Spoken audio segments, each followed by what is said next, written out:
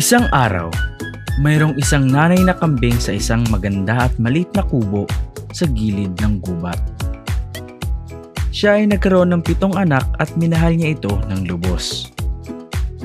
Madalas ay kakailanganing umalis ng inang kambing upang makahanap ng pagkain para sa kanyang mga anak at para sa kanyang sarili, at ngayon rin ang araw na iyon. Tinawag niya ang lahat ng kanyang mga anak upang paalalahanan tungkol sa kaligtasan. Makinig kayo ng mabuti, aking mga anak. Kailangan kong lumabas upang maghanap ng pagkain para sa ating lahat. Gusto kong mag-ingat kayong lahat dahil narinig kong mayroong lobo na gumagala ngayon. Siya ay napakadelikado at kapag pumunta siya dito at nakita kayo, ay siguradong kakainin niya kayong lahat. Siya ay isang tusong lobo at baka subukan pa niya kayong linlangin at magkunwari. Siya ay kilalang mayroong paos na boses at itim na paa.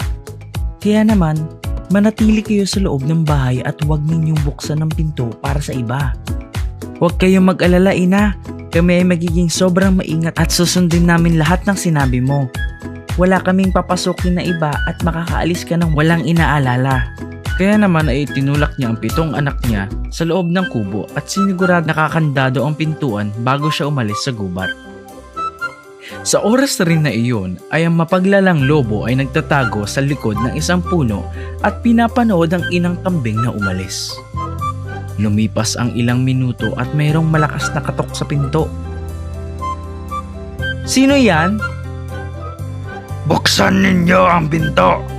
Ang nanay niyo ito at mayroon akong pasalubong para sa inyong lahat. Ngunit narinig na maliit na kambing ang malapaos na boses at nalaman na hindi ito ang kanilang ina. Kaya naman, sinabi nilang, "Hindi ikaw ang aming ina. Siya ay mayroong matamis na boses at ikaw naman ay mayroong magaspang at gabok na boses. Alam namin ikaw ang lobo kaya ikaw ay umalis na dahil hindi namin bubuksan ng pinto." Kaya naman umalis ang lobo at nag-isip kung paano niya mababago ang kanyang boses. Pumunta siya sa isang puno kung saan naroon ang mga bubuyog at kinuha ang isang buong pugad ng honey upang maging maganda at matamis ang kanyang boses.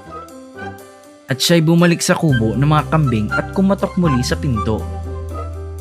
"Buksan ninyo ang pinto, aking mga anak. Ako ito, ang inyong mahal na ina, at nagdala ako ng pasalubong upang inyong pagsaluhan." Upang maging sigurado na maging mahinhin ang kanyang boses, inilagay ng lobo ang kanyang malaking itim na paa sa bintana nang hindi nag-iisip. Nakita ito ng mga kambing at nalaman na mayroong mali. Hindi! Ang aming ina ay walang malaking itim na paa na ganyan. Ang kanyang paa ay maliit at maganda. Sigurado kaming ikaw ang lobo. Umalis ka!" Umalis ang lobo at inisip kung paano niya maitatago ang kanyang mga paa. Nakaisip siya ng magandang ideya. Tumakbo siya sa bandang sulok kung saan nakatira ang isang pandero at dahan-dahang sinawsaw ang kanyang mga paa sa isang sako ng harina. Bumalik muli ang lobo sa kubo at nang dumating siya doon ay naisip niya, "Ngayon tingnan natin kung ang mga makukulit na kambing na ito ay hindi pa ako pagbubuksan ng pinto." At sa pangatlong beses ay kumatok siyang muli. "Buksan ninyo ang mga pinto, mga anak ko. Ako ito, ang iyong ina. Nagdala ako ng masarap na pagkain upang makain ninyong lahat." Ang pinakamatandang kambing ay pumunta sa bintana at sumigaw, "Ipakita mo sa amin ang iyong paa upang makita namin kung ikaw nga talaga ang aming ina." Itinaas ng lobo ang kanyang paang nababalutan ng harina sa bintana. "Nakita niyo na? Ako nga ito, ang inyong ina." At doon nga ay naloko na ang mga kambing at naniwalang ang kanilang ina ay nasa labas ng kanilang pinto. Dahan-dahang binuksan ng pinakamatandang kambing ang pinto. Dali-daling pumasok ang lobo kasabay ang pag-ungol nito na may magaspang na boses. Nagsimulang magtago ang mga kambing at naghanap ng matataguan sa maliit nilang kubo. Ang isa ay nagtago sa ilalim ng lamesa, ngunit nakita siya ng lobo at nilunok ito. Ang pangalawa naman ay nagtago sa likod ng kusina, ngunit nahanap rin siya ng lobo at nilunok ito. Ang pangatlo ay nagtago sa aparador, ngunit nahanap rin siya ng lobo at nilunok ito. Ang pang-apat ay nagtago sa likod ng tumba-tumba ng kanyang ina, ngunit nahanap rin siya ng lobo at nilunok ito. Ang panglima ay nagtago sa ilalim ng kumot, ngunit nahanap rin siya ng lobo at nilunok ito. Ang pang-anim ay nagtago sa banyera, ngunit nahanap rin siya ng lobo at nilunok ito. Tanging ang pampito, ang pinakabata at pinakamaliit na nagtago sa likod ng lumang orasan ng lolo ang nakatakas. Nang wala na siyang mahanap na iba, bumulong ang lobo.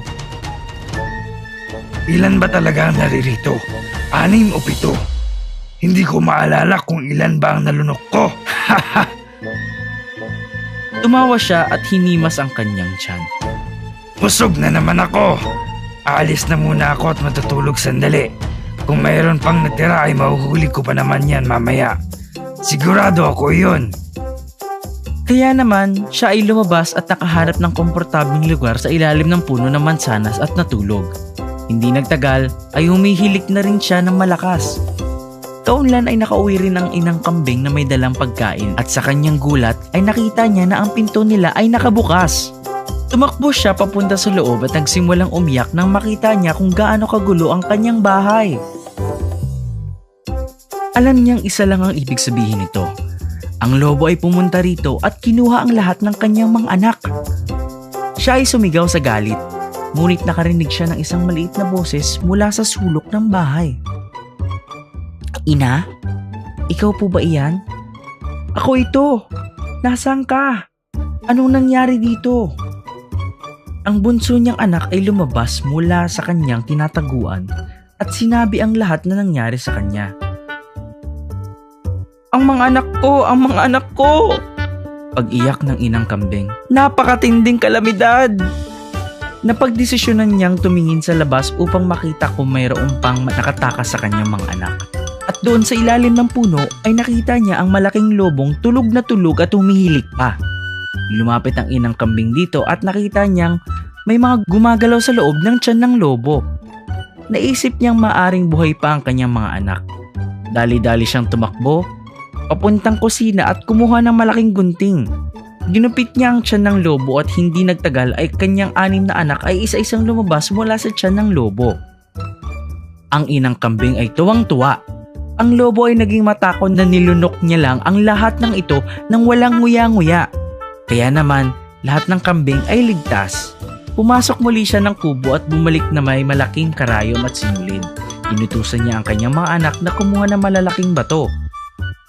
Pupunuin natin ang kanyang tiyan ng bato, sabi niya. Tatahiin natin siya muli nang maturuan siya ng leksyon. Ang lahat ng maliit na kambing ay bumalik na may malalaking bato at ang inang kambing ay nilagay ang lahat ng ito sa loob ng tiyan ng lobo. Nang matapos ito ay tinahi niya na ang tiyan ng lobo.